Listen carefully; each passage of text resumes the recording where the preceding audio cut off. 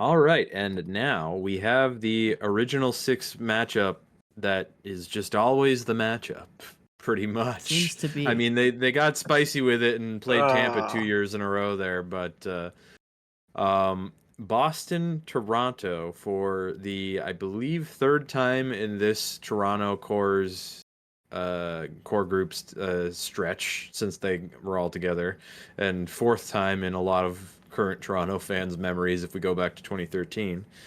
But Toronto Boston, how are we feeling about this matchup? Does anybody know how their series or season series split went? Give me Boston 1 moment. won all 4 of them. Yep, it was 4-0. Yep, that's right. Yep. So pretty the bad. The last 2 of which they won pretty handily 4-1 both games. Listen. Yeah. And with how Boston's been playing this year, between, I know Swayman pretty much took over as primary goalie for them. Yeah.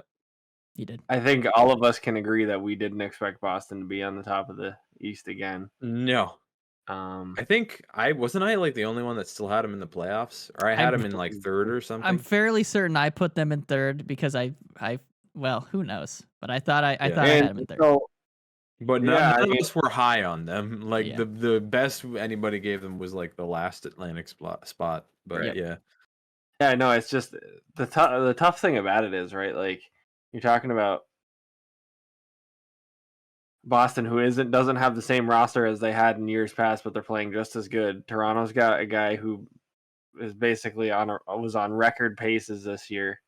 You know what I mean? Like, it's a hard series to judge. I think what it comes down to is your goalie situation, right? Because offensively, like, and Toronto's goalie situation is not great. Like, Pasta and Marchand can, hang up there with Matthews and Marner, right? Like, it depends. Pasta's good as Matthews. Pasternak for sure. Pasternak for sure. Toronto's defense might be on paper a little bit better, but their goalie situation not even close. Yeah, right. And that's what Boston's got going for them, right? Like, if Sway sucks, then they'll just fall back on Omar like they did last year. Yeah.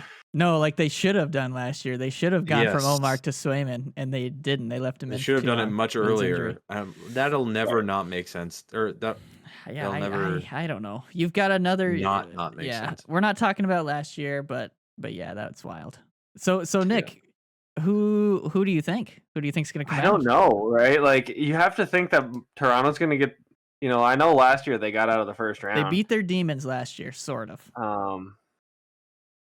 This would be much more of beating their demons. Yes, I just have a hard time thinking that they're going to get through Boston after how well Boston played this year. So I'm going to probably say Boston and. I also have Boston. Did sputter down the stretch a bit. I will say that they've slowed down for sure. Then Toronto kind of got shit rocked by Florida and Tampa at the end. I know they made a game out of it in Tampa, but they did, and Toronto lost a couple offensive guys towards the end of the season. I know Domi went down. Tampa with Matt Tompkins, by the way, third goalie, not backup goalie, third goalie.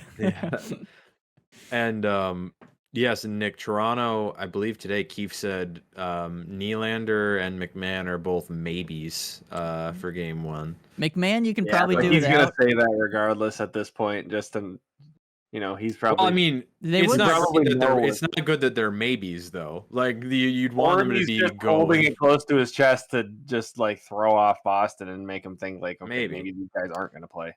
Yeah, Boston's too old. They're too old and veteran and grizzled for that. They're not gonna. They're going in with. They're like, put whoever you want on the ice. Yeah, we don't care. Boston does not care about playoff. Whoever games. you want, we'll take them on. And that's why I'm siding with Boston. More experience. They play more of a playoff style, and I think they got something to prove after last season. After the way last season ended, I don't see them not winning this first round after last season. Like, they're gonna do everything they possibly can to get out of this first round, especially because they don't want to be I'm sure some of the guys that have been there for a while, they enjoy the fact that they always beat Toronto.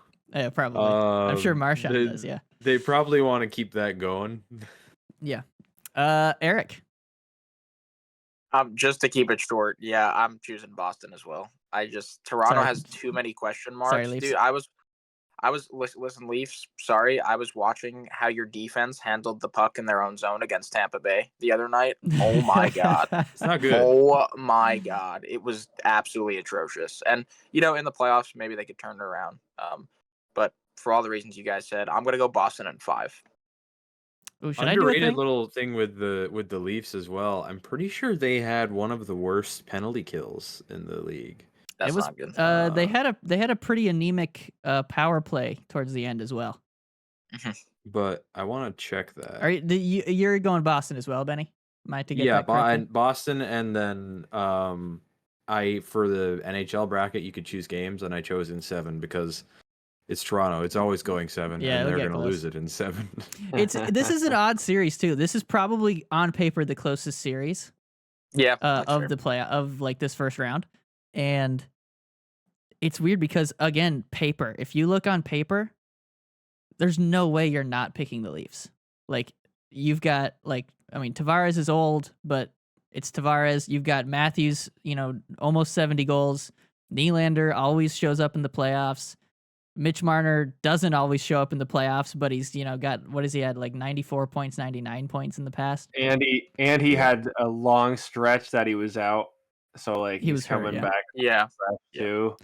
On So- paper, you're choosing the Leafs basically every time, but the fucking Boston guys just do it, man. They just get it done.